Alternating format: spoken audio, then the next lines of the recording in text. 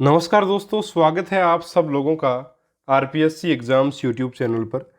प्यारे साथियों, read science की जो अपनी टॉपिक वाइज टेस्ट सीरीज चल रही है उसमें आज अपन तंत्रों के टॉपिक को स्टार्ट कर रहे हैं, जिसमें सबसे पहले अपन पढ़ेंगे पाचन तंत्र के बारे में। देखिए मित्रों, आपके जो तंत्र हैं उनसे संबंधित टोटल 7 से लेकर के 8 वीडियोस बनेंगे और इन वीडियो से निश्चित रूप से 2-3 प्रश्न आपको एग्ज़ाम में देखने को मिल सकते हैं। तो ज़रूर से ज़रूर इन तंत्रों के वीडियो को कीजिएगा, क्योंकि देखिए काफ़ी बच्चे ये बोलते हैं कि सर जो तंत्र हैं, सिस्टम जो है उसमें से एक आधा प्रश्न आता है, आए तो, अदरवाइज नहीं भी आता। तो आप देख सकते हैं हर बार एक आधा प्रश्न तो निश्चित रूप से आया है। तो ज़्यादा भी आ सकते हैं, कोई आवश्यकता थोड़ी है इसकी कि एक ही या दो ही आएंगे, 3 भी आ सकते हैं इससे प्रश्न। तो तंत्रों के जो टॉपिक हैं वो सारे करने हैं और बिल्कुल मैंने ये प्रश्न तैयार किए हैं राजस्थान बोर्ड की किताब से, एनसीईआरटी की किताब से मिला करके तैयार किए मित्रों। तो निश्चित रूप से आपको इस चीज़ का फ़ायदा ज़रूर मिलेगा और फ़ायदा मेरे हिसाब से आपको उठाना भी चाहिए। तो अगर आपको पसंद आए वीडियो तो ज़रूर से ज़रूर लाइक कीजिएगा और अगर आप चैनल पर पहली बार आए सब्सक्राइब कीजिएगा। शुरू कर लेते हैं आज के अपने टेस्ट को। पहला आपका प्रश्न है, पाचन तंत्र के किस अंग में भोजन का पाचन किण्वन द्वारा होता है। प्यारे साथियों देखिएगा, ये 46 महत्वपूर्ण प्रश्न सिर्फ पाचन तंत्र से संबंधित हैं। तो आप सोच सकते हो कि पाचन तंत्र में अब कुछ शेष नहीं बचेगा इन 46 प्रश्नों को करने के बाद। यहाँ पे इस पहले प्रश्न का जो उत्तर होगा मित्रों वो आपका क्या होगा, बड़ी आंत। बड़ी आंत में कुछ जीवाणु पाए जाते हैं जिसकी वजह से किण्वन क्रिया के द्वारा वहाँ पे आपका जो वो क्या होगा, पाचन होगा। और इसमें ई कोलोई जीवाणु पाया जाता है। कौन सा? ई कोलोई जीवाणु जो है वो इसमें पाया जाता है। ध्यान में रखिएगा, बहुत ही अच्छा प्रश्न है। चलिए आगे बढ़ते हैं। अगला प्रश्न, पाचन तंत्र के अंगों का सही क्रम क्या है मित्रों। देखिए सही क्रम क्या होगा, सबसे पहले मुख होगा, फिर ग्रसनी, फिर ग्रासनली, फिर आमाशय, छोटी आंत, बड़ी आंत और मलाशय। तो ऑप्शन 2 मित्रों इसका सही उत्तर जो है वो रहेगा। चलिए आगे बढ़ते हैं। अगला प्रश्न, मनुष्य में आहार नाल की लंबाई लगभग होती है 8 से 10 मीटर, 11 से 12 मीटर, 6 से 7 मीटर या 3 से 4 मीटर। तो मित्रों इसका उत्तर होगा 8 से लेकर के 10 मीटर। ऑप्शन नंबर 1 बिल्कुल सही उत्तर इसका रहेगा। अगला प्रश्न, भोजन के पाचन का कार्य प्रारंभ होता है, कहाँ से प्रारंभ होता है भोजन के पाचन का। तो निश्चित ही ऑप्शन नंबर 1 इसका उत्तर होगा, मुंह से ही स्टार्ट हो जाता है भोजन का पाचन। एमाइलेज के द्वारा स्टार्च का पाचन प्रारंभ हो जाता है यहाँ पे। चलिए आगे बढ़ते हैं। अगला प्रश्न, भोजन को चीरने और ये फाड़ने है साथियों ना, चीरने और फाड़ने का कार्य कौन से दांत करते हैं। रदनक, कर्तनक, अगर चोरणक या चोरणक। तो देखिए रदनक यहाँ पे आपका सही उत्तर रहेगा। कर्तनक तो आपका कुतरने का कार्य करते हैं एक प्रकार से ना। तो यहाँ पे सही उत्तर आपका क्या रहेगा, रदनक। ऑप्शन नंबर 1 मित्रों इसका सही उत्तर रहेगा। अगला प्रश्न, मनुष्य में दांतों की व्यवस्था पाई जाती है गर्तदंती, द्विबारादंती, त्रिबारादंती या इनमें से कोई नहीं। तो देखिए गर्तनी, गर्तनी आपकी क्या होती है साथियों, गर्तनी होती है मसूड़ों तथा दांतों की स्थिति को गर्तनी कहते हैं।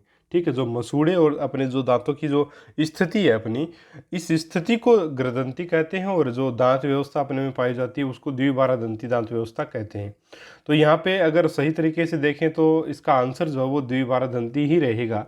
लेकिन फिर भी अगर टेक्निकल वर्ड्स की दृष्टि से देखें तो देखिए गर्दंती भी क्या होती है आपकी कि जो मसूड़े और दांतों की जो स्थिति है उसको गर्दंती बोलते हैं अपन, है ना। तो उस व्यवस्था को, दांत और मसूड़ों की व्यवस्था, उसको अपन द्विबारादंती या गर्दंती दोनों ही बोल सकते हैं। तो यहाँ पे ऑप्शन 1 भी ठीक माना जाएगा और दूसरा भी सही माना जाएगा। तो दोनों ऑप्शन बिल्कुल ठीक है।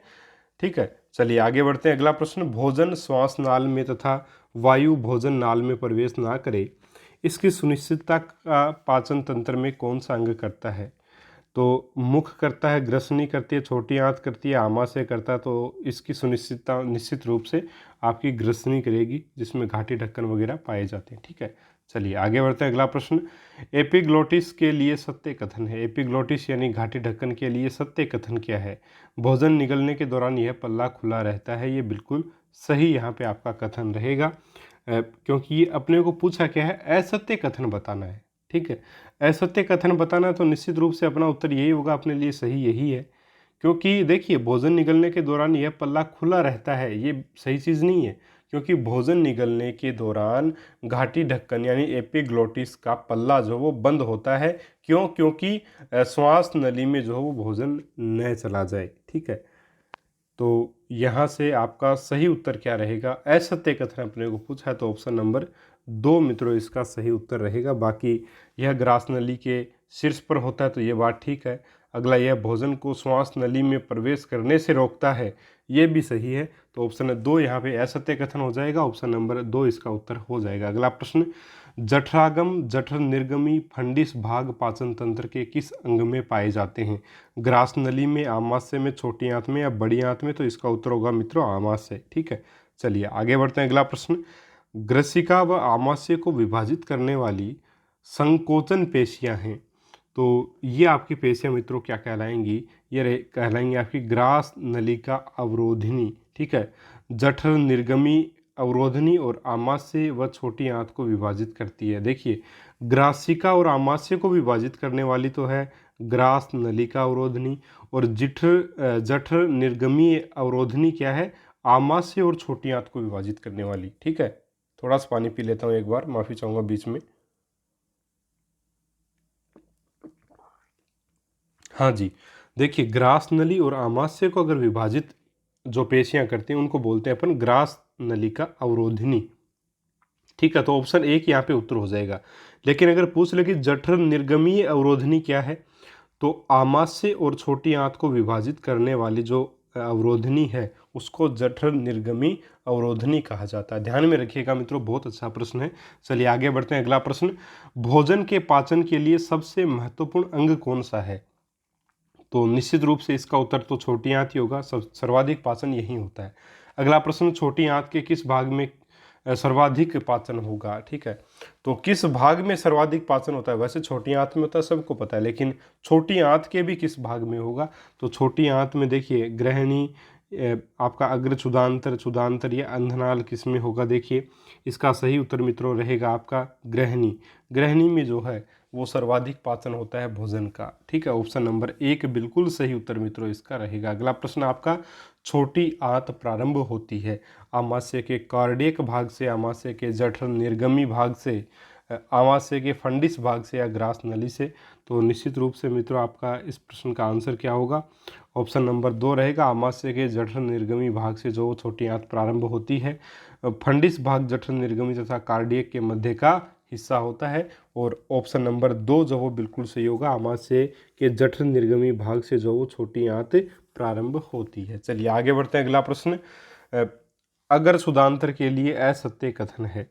ठीक है, असत्य कथन आपका बताना है अगर शुदांतर के लिए, तो इसका उत्तर क्या होगा? देखिए मित्रों, इसको थोड़ा सा ब्लैकआउट नहीं किया, इस वजह से आपको आंसर दिख रहे हैं यहाँ पे। ऑप्शन नंबर 3 सही होगा। असत्य कथन बताना है जिसमें साफ तौर पे लिखा ऑप्शन नंबर 3 की पित्त, लवण व विटामिनों का अवशोषण भी यही होता है। ठीक है, तो पित्त, लवण व विटामिनों का अवशोषण साथियों कहाँ पे होता है? आपका क्षुदांतर में होता है। तो ऑप्शन नंबर 3 जो वो सही होगा। असत्य पूछा था तो यही आपका असत्य, बाकी सारे के सारे बिल्कुल सही हैं। चलिए आगे बढ़ते हैं। अगला प्रश्न, आंत्र कोशिकाएं पाई जाती हैं ग्रहणी में, अगर क्षुदांतर में, क्षुदांतर में या आपके अंधनाल में? ठीक है, अधांतर में, सॉरी, है ना। तो इसका आंसर होगा आंत्र कोशिकाएं अग्र क्षुदांतर में पाए जाते हैं। ऑप्शन नंबर 2 जो है वो मित्रों इसका सही उत्तर आपका रहेगा। अगला प्रश्न, भोजन के रासायनिक पाचन यानी एंजाइमों के द्वारा जो पाचन होता है उसको रासायनिक पाचन अपन बोल देते हैं, में सबसे महत्वपूर्ण भूमिका कौन निभाता है? ग्रहणी, अग्र क्षुदांतर, क्षुदांतर या अंधनाल? तो भोजन के रासायनिक पाचन में सबसे महत्वपूर्ण भूमिका जो निभाएगी वो ग्रहणी निभाती है। ऑप्शन नंबर 1 जो वो सही होगा। ये आपकी छोटी आंत का सबसे जो वो मुख्य भाग होता है, सबसे पहला भाग यही होता है। अगला प्रश्न, छोटी आंत का सबसे छोटा भाग कौन सा होता है मित्रों? ग्रहणी होगा, अगर क्षुदांतर, क्षुदांतर या अंधनाल? तो छोटी आंत का सबसे छोटा भाग जो होता है वो ग्रहणी होता है, और उसमें सर्वाधिक पाचन इसी में होता है। ठीक है, चलिए आगे बढ़ते हैं। अगला प्रश्न, कर्मी रूप परिशेषिका पाया जाता है। कर्मी रूप परिशेषिका किस में पाई जाती है? अंधनाल में, वृहदांतर में, मलाशय में या क्षुधांतर में? तो कर्मी रूप परिशेषिका निश्चित रूप से मित्रों अंधनाल में पाई जाती है, और कर्मी रूपी परिशेषिका जो है वो 4 से 5 इंच लंबी नली के आकार का एक अंग होता है। याद रखिएगा, कर्मी रूप परिशेषिका क्या होती है? लगभग 4 से 5 इंच लंबी एक नली के समान एक प्रकार से इसकी जो डिज़ाइन होती है। आकृति होती है। तो ऑप्शन 1 इसका सही उत्तर मित्रों रहेगा। अगला प्रश्न आपका, निम्न में से असत्य कथन है। अधांतर क्षुधांतर से आने वाले पाचित आहार रस का अवशोषण करता है, तो ये तो आपका सही नहीं है। अगला, बृहदांत्र का आकार उल्टे यू के समान होता है। फिर है, बृहदांत्र 3 भागों में विभक्त होता है। और चौथा ऑप्शन है, बड़ी आंत में मुख्यतः जल व खनिज लवणों का अवशोषण होता है। तो ऑप्शन नंबर 4 तो सही है। बृहदांत्र का आकार भी उल्टे यू के समान होता है, ये भी ठीक है। अधांतर क्षुधांतर से आने वाले पाचित आहार रस का अवशोषण करता है, ये भी सही है। तो ऑप्शन नंबर 3 सही नहीं होगा। बृहदांत्र 3 भागों में विभक्त होता है। मित्रों, बृहदांत्र जो है वो आपका 4 भागों में विभक्त होता है। 4 भाग कौन कौन से हैं? एक तो आपका आरोही भाग होता है, ठीक है। एक आपका अनुप्रस्थ भाग होता है। एक आपका अवरोही भाग होता है। आरोही और अवरोही अलग अलग है। आरोही, अनुप्रस्थ, अवरोही और आपका सिग्माकार, ठीक है, सिग्माकार। ये आपके 4 जो वो प्रकार होते हैं मित्रों किस चीज़ के। बृहदांत्र को 4 भागों में बांट रखा है, तो चारों भागों के आपके सामने नाम हो गए। ऑप्शन नंबर 3 यहाँ पे आपका सही उत्तर होगा। अगला प्रश्न, बही तथा अंतः सवर्णी पाई जाती हैं, ठीक है। मलाशय में, सिग्माकार बृहदांत्र में, गुदानाल में या अनुप्रस्थ बृहदांत्र में। तो बही तथा अंतः समवर्णी कहाँ पे पाई जाएंगी? तो इसका उत्तर मित्रों रहेगा 20 के प्रश्न का ऑप्शन नंबर 3, गुदानाल में, एनल कैनल में ये पाई जाती हैं। अपशिष्ट पदार्थों के बाहर निकलने की प्रक्रिया को यह संवरणी पेशियाँ जो है वो नियंत्रित करती हैं, ठीक है। तो मल त्याग में एक प्रकार से मदद करती हैं। तो ऑप्शन 3 सही होगा, गुदानाल। अगला प्रश्न, स्टार्च का पाचन प्रारंभ हो जाता है, मुख से ही प्रारंभ हो जाता है निश्चित रूप से। एमिलेज एंजाइम वहाँ पे पाया जाएगा, टाइलिन वगैरह, तो उसकी वजह से जो यहाँ पे स्टार्च का पाचन प्रारंभ हो जाता है। अगला आपका प्रश्न है मित्रों, कर्णपूर्व ग्रंथि कहाँ पाई जाती है? गालों में, जिह्वा के नीचे, जबड़े के नीचे भाग में या होठों के नीचे। तो देखिए इसका सही उत्तर रहेगा आपका ऑप्शन नंबर 1 जो है वो गालों में, ठीक है, गालों में पाई जाती है कर्णपूर्व ग्रंथि। कर्णपूर्व मतलब कानों से पहले वाली ग्रंथि, यानी कान आपके निश्चित रूप से अपने मुंह के गले से जुड़े हुए हैं एक प्रकार से, इनका संबंध आपस में। तो देखिए एक प्रकार से कर्णपूर्व ग्रंथि है, तो गालों में ये ग्रंथियाँ पाई जाती हैं और गालों से ये हार्मोन स्रावित करती रहती हैं। तो कर्णपूर्व ग्रंथि कहाँ होगी? आपके होठ, जबड़े के निचले भाग में नहीं होगी, गालों में होगी। ऑप्शन नंबर 1 मित्रों इसका सही उत्तर आपका रहेगा। अगला प्रश्न आपका 23वां प्रश्न, ग्लूकेगोन है अंतःस्रावी हार्मोन, बहिस्रावी हार्मोन, बहिस्रावी अग्नाशयी हार्मोन या इनमें से कोई नहीं। तो ग्लूकेगोन जो है वो निश्चित रूप से आपका एक अंतःस्रावी हार्मोन है, बहिस्रावी हार्मोन नहीं है, ठीक है।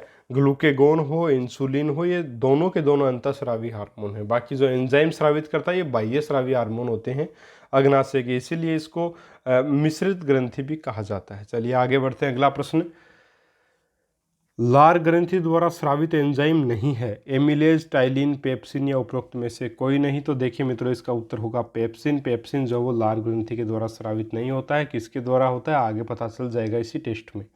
चलिए 25वां प्रश्न, निम्न में से प्रोटीन का पाचन करने वाला एंजाइम है। तो प्रोटीन का पाचन करने वाला ट्रिप्सिन भी है, काइमोट्रिप्सिन भी है, पेप्सिन, कार्बोक्सी पेप्टाइडेज ये भी है आपका। तो सारे ही सही है, ऑप्शन नंबर 4 इसका उत्तर होगा। अगला प्रश्न, वसा के पाचन के लिए कौन सा एंजाइम जिम्मेदार है? तो वसा के पाचन के लिए रेनिन, लेक्टिन, एमिलेज नहीं है, लाइपेज एंजाइम रहेगा। ऑप्शन नंबर 3 मित्रों इसका सही उत्तर आपका रहेगा। अगला प्रश्न, एमिलेज, माल्टेज तथा सुक्रेज आदि एंजाइम पाचन करते हैं प्रोटीन का, वसा का, कार्बोहाइड्रेट का या उपरोक्त में से सभी का। तो देखिए इसका उत्तर रहेगा आपका कार्बोहाइड्रेट का पाचन ये करते हैं एमिलेज, माल्टेज व सुक्रेज, ठीक है। तो ऑप्शन निश्चित रूप से ऑप्शन नंबर 3 इसका आंसर जो वो साथियों आपका हो जाएगा। चलिए यहाँ पे वसा के पाचन के लिए कौन जिम्मेदार है ये पूछा, तो लाइपेज एंजाइम आपका आ गया था। चलिए मित्रों आगे बढ़ते हैं। अगला प्रश्न, निम्न में से अग्नाशय द्वारा स्रावित एंजाइम है, माल्टेज है, लेक्टेज है, लाइपेज है या इनमें से कोई नहीं है। तो देखिए अग्नाशय द्वारा स्रावित एंजाइम की बात की जाए तो इसमें आपका सही उत्तर होगा लाइपेज जो एंजाइम है वो अग्नाशय द्वारा स्रावित एंजाइम आपका कहलाएगा। ठीक है, चलिए आगे बढ़ते हैं मित्रों। 29वां अपना प्रश्न है कि न्यूक्लियोटाइड को नाइट्रोजन क्षार में परिवर्तित करने वाला एंजाइम कौन सा है? तो ये आपका एंजाइम होगा मित्रों न्यूक्लिएजिज। ठीक है, ऑप्शन नंबर 3 जो है एक प्रकार से यहाँ पे सही होगा। देखिए इसमें पहला आपका जो सॉरी न्यूक्लिएजिज नहीं होगा, फॉस्फेटेज है ना। फॉस्फेटेज जो है न्यूक्लियोटाइड को नाइट्रोजन क्षार में पूछा है ना, थोड़ा सा न्यूक्लियोटाइड को नाइट्रोजन क्षार में परिवर्तित करने वाला एंजाइम पूछा है, तो ये हो जाएगा आपका फॉस्फेटेज। ऑप्शन नंबर 2 जो है वो मित्रों इसका सही उत्तर आपका रहेगा। अगला आपका प्रश्न, वसा को वसीय अम्लों में तोड़ने वाला एंजाइम है। तो वसा को वसीय अम्लों में पीत लवण लाइपेज दोनों ही तोड़ते हैं, तो उपयुक्त सभी हो जाएगा, उपयुक्त दोनों हो जाएगा। अगला प्रश्न, छोटी आंत में कार्य करने वाला एंजाइम समूह नहीं है। छोटी आंत में जो कार्य नहीं करे, तो लाइपेज भी करता है, ट्रिप्सिन वगैरह भी करते हैं। ठीक है, तो ये ऑप्शंस तो होंगे नहीं 31 के प्रश्न में। और आपका एमिलेज और रेनिन, ये दोनों एमिलेज मुख में है। ठीक है, तो छोटी आंत में कार्य करने वाला एंजाइम नहीं होना चाहिए, तो ऑप्शन नंबर 4 हो जाएगा निश्चित रूप से इसका उत्तर। अगला आपका प्रश्न है कि यकृत द्वारा स्रावित पीत रस का कार्य स्थल होता है। यकृत, आमाशय, अग्नाशय, छोटी आंत। तो मित्रों इस प्रश्न का उत्तर भी आपका रहेगा छोटी आंत। ठीक है, यकृत द्वारा स्रावित पित्तरस का कार्यस्थल कौन सा होता है? जो भाई पित्तरस का जो कार्यस्थल है वो बताना है, तो छोटी आंत आपका रहेगा। अगला प्रश्न, केसीन पेराकेसीन में बदलाव करता है। ठीक है, बदलता है। रेनिन द्वारा आमाशय में, रेनिन द्वारा छोटी आंत में, ट्रिप्सिन द्वारा छोटी आंत में, या ट्रिप्सिन द्वारा अग्नाशय में। केसीन पेराकेसीन में जो वो बदलता है, कहाँ पे बदलता है या किस में बदलता है, ये अगर अपन बताएं तो सही उत्तर होगा केसीन पेराकेसीन में कैसे बदलता है।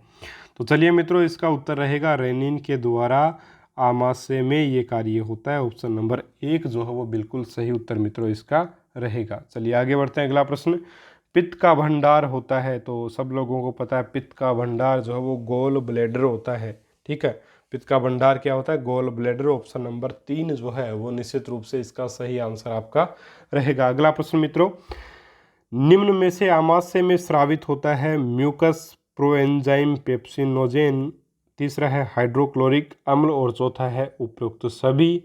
तो मित्रों इस प्रश्न का आंसर क्या होगा कमेंट करके ज़रूर बताइएगा, बाद में भी।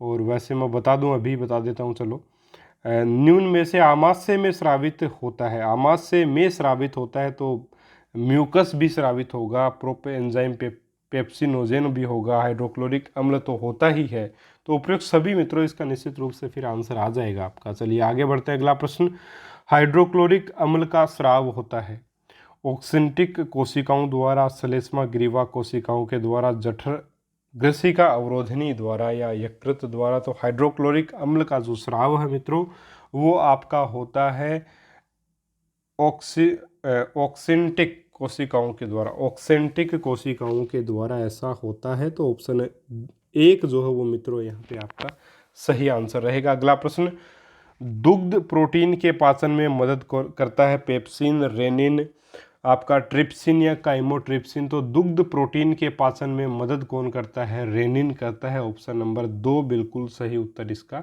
रहेगा। ठीक है मित्रों, चलिए आगे बढ़ते हैं। अगला प्रश्न, आमाशय से भोजन छोटी आंत में किस रूप में पहुंचता है? बोलस के रूप में, कायम के रूप में, पायस के रूप में। तो आमाशय में जो भोजन आएगा वो कायम के रूप में आता है। ठीक है, ऑप्शन नंबर यहाँ पे 2 आपका सही उत्तर मित्रों रहेगा। अगला आपका प्रश्न, पित्त का कार्य है, पित्त का क्या कार्य है मित्रों?